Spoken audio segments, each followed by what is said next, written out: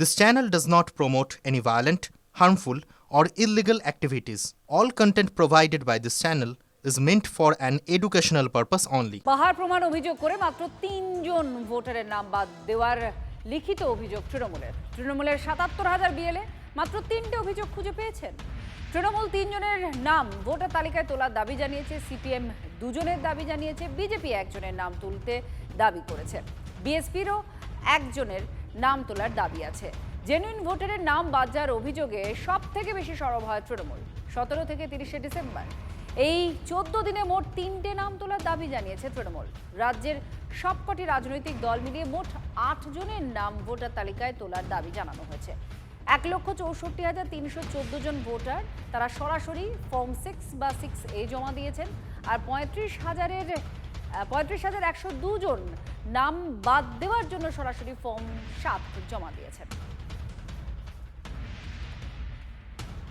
SIR শুনানি চলাকালীন বড় সিদ্ধান্ত নিল নির্বাচন কমিশন। কলকাতা হাইকোর্টের নির্দেশে বাতিল হওয়া কোনো ওবিসি সার্টিফিকেটই ব্যবহার করা যাবে না এসআইআর এর শুনানি পর্বে, জানালো নির্বাচন কমিশন।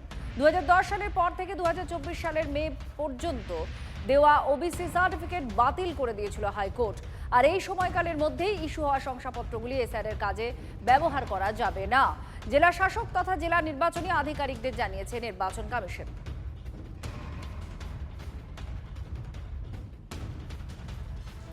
প্রবল ঠান্ডার মধ্যে 26-এর ভোটের আগে রাজনৈতিক উত্তাপে ফুটছে মালদা জেলা। জানুয়ারিতে প্রধানমন্ত্রী আসছেন, আর কেন্দ্রীয় স্বরাষ্ট্রমন্ত্রী, প্রতিরক্ষা মন্ত্রীরও মালদায় সফর আছে। জানুয়ারিতে মুখ্যমন্ত্রী আবার অভিষেক বন্দ্যোপাধ্যায়ের গন্তব্য গৌরবঙ্গ। ভোটের তোড়জোড়ে পিছিয়ে নেই কংগ্রেসও। সংখ্যালঘু প্রভাবিত মালদা জেলায় এখন শক্তি বাড়াচ্ছে আসাউদ্দিন ওয়াইসির দল মিম।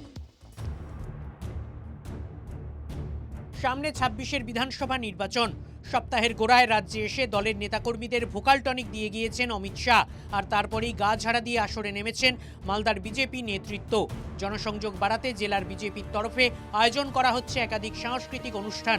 রাজনৈতিক কর্মসূচিরও তোড়জোড় চলছে।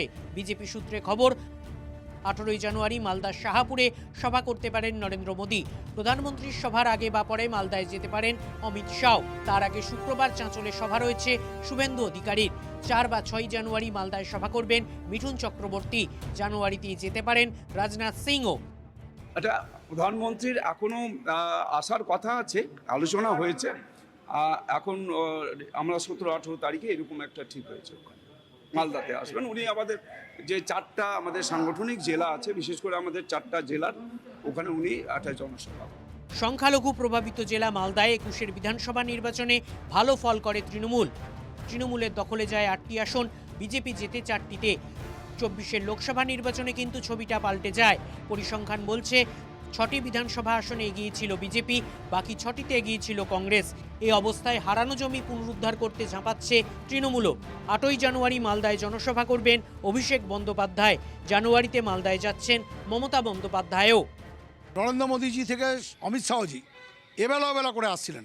বাংলার মানুষ মুখে ঝামা ঘষে এই বিজেপিকে বুঝিয়ে দিয়েছে বাংলা বিরোধীদের সাথে বাংলার মানুষ নেই। আমাদের সেনাপতি অভিষেক বন্দ্যোপাধ্যায় 8 তারিখে তাঁতেপাড়ার মাঠে মালদায় আসছেন, এরপরে আবার মুখ্যমন্ত্রীও আসবেন। পিছিয়ে নেই কংগ্রেসও।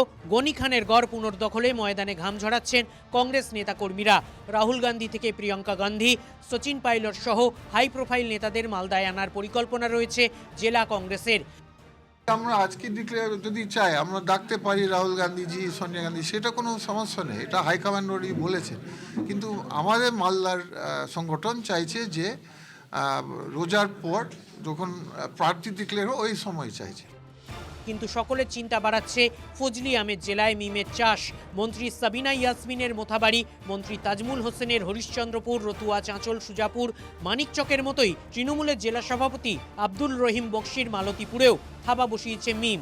রোজই প্রায় তৃণমূল বা কংগ্রেস ছেড়ে নেতাকর্মীরা যোগ দিচ্ছেন মিমে। সূত্রের খবর, মিম প্রধান আসাদুদ্দিন ওয়াইসিও জানুয়ারিতে আসছেন মালদায়। তৃণমূল কংগ্রেসেরই একাধিক নেতারাও আমার সঙ্গে যোগাযোগ রাখছেন, ওনারাও অল্প সময়ের মধ্যে আমাদের দলে যোগদান করবেন। মালদা জেলায় 8 থেকে 10 খানে এখন পর্যন্ত সিদ্ধান্ত নেওয়া আছে আমাদের।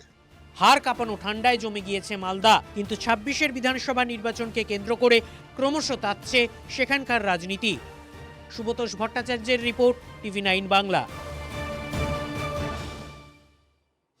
মতুয়াগড়ে এসআইআর আতঙ্ক, পাশে থাকার বার্তা দিয়ে নতুন বছরের শুরুতেই ঠাকুরবাড়ি যাবেন অভিষেক বন্দ্যোপাধ্যায়। তৃণমূল সাংসদের সফরের আগে আবার চ্যালেঞ্জ শান্তনু ঠাকুরের, পাল্টা হুঁশিয়ারি মমতাওয়ালা অনুগামীদের। 2023-এ আমরা দেখেছি, এরপর 2026-এ আবার ঠাকুরনগরে যাবেন অভিষেক বন্দ্যোপাধ্যায়। 2.5 বছরের মাথায় ফের অভিষেকের ঠাকুরবাড়ির সফর ঘিরে তপ্ত হচ্ছে রাজনীতি। অভিষেক বন্দ্যোপাধ্যায় ঠাকুরবাড়িতে যেভাবে আসে, সেটা ঠাকুরবাড়িতেও একটা ফোর্স দেখাতে আসে, পুলিশ ফোর্স নিয়ে। এভাবে যদি ও এসে থাকে, ওকে পুজো দিতে দেব না আমরা, পরিষ্কার কথা। 9 জানুয়ারি তাহিরপুরে সভা করবেন অভিষেক বন্দ্যোপাধ্যায়, তারপর ঠাকুরবাড়িতে যাওয়ার কথা আছে। ঠিক হয়েছে, ঠাকুরবাড়িতে হরিচাঁদ ঠাকুরের মন্দিরে পুজো দেবেন তৃণমূলের সেকেন্ড ইন কমান্ড। যদিও পুজো দিতে দেওয়া হবে না বলে পাল্টা হুঁশিয়ারি বিজেপি সাংসদ শান্তনু ঠাকুরের। মমতাওয়ালাকে দিয়ে ঝামেলা পাকাবে আর ঠাকুরবাড়ি এসে মতুয়াদের সদ্গুণ গাইবে, কত পুলিশ নিয়ে আসতে পারে আমি দেখি ওই দিন। বিজেপি নেতার আরো মন্তব্য, পিসি আগে ক্ষমা চাক হরিগুরচাঁদ ঠাকুরের বিকৃত নামকরণের জন্য, আগে ক্ষমা চাক, তারপরে পুজো দিতে আসবে। অভিষেক বন্দ্যোপাধ্যায়কে আটকানোর চেষ্টা হলে ঠাকুরবাড়িতে রক্তগঙ্গা বইবে। শান্তনু ঠাকুরকে হুঁশিয়ারি মমতাবালা ঠাকুরের অল ইন্ডিয়া মতুয়া মহাসংঘের। শান্তনু ঠাকুর যদি ঠাকুর বাড়িতে রক্তের হোলি দেখতে না চায়, তাহলে ও এই নোংরা রাজনীতি থেকে বিরত থাকুক। পঞ্চায়েত ভোটের আগে নবজোয়ার কর্মসূচিতে ঠাকুরবাড়িতে গিয়ে বাধার মুখে পড়েছিলেন অভিষেক বন্দ্যোপাধ্যায়। সেই সময় তাকে হরিচাঁদ গুরুচাঁদ ঠাকুরের মন্দিরে ঢুকতে বাধা দেওয়া হয়েছিল। শেষ পর্যন্ত বড় মন্দিরে পুজো না দিয়ে অভিষেক পাশের মন্দিরে পুজো দিয়েছিলেন। 2023-এর পর 2026 পরিস্থিতিতে অনেকটাই বদল এসেছে। এসআইআরের নাম বাদের আশঙ্কায় ভুগছেন বহু মতুয়া।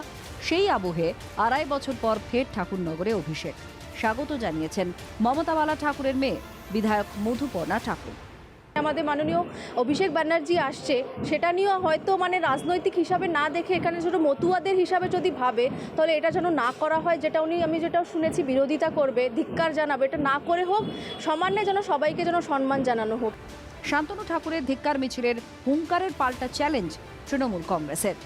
মামার বাড়ি নাকি পুজো দিতে দেবো না? ওই এলাকায় বিপুল উন্নয়ন করেছেন মমতা বন্দ্যোপাধ্যায়। কেউ যদি বলেন এটা করতে দেবো না, এটা করতে দেবো না, এইসব করে কিন্তু অভিষেক বন্দ্যোপাধ্যায় বা তৃণমূল কংগ্রেসকে ঠেকিয়ে রাখা যাবে না। 26-এর ভোটের আগে মতুয়া ভোট ব্যাংক বড় ফ্যাক্টর।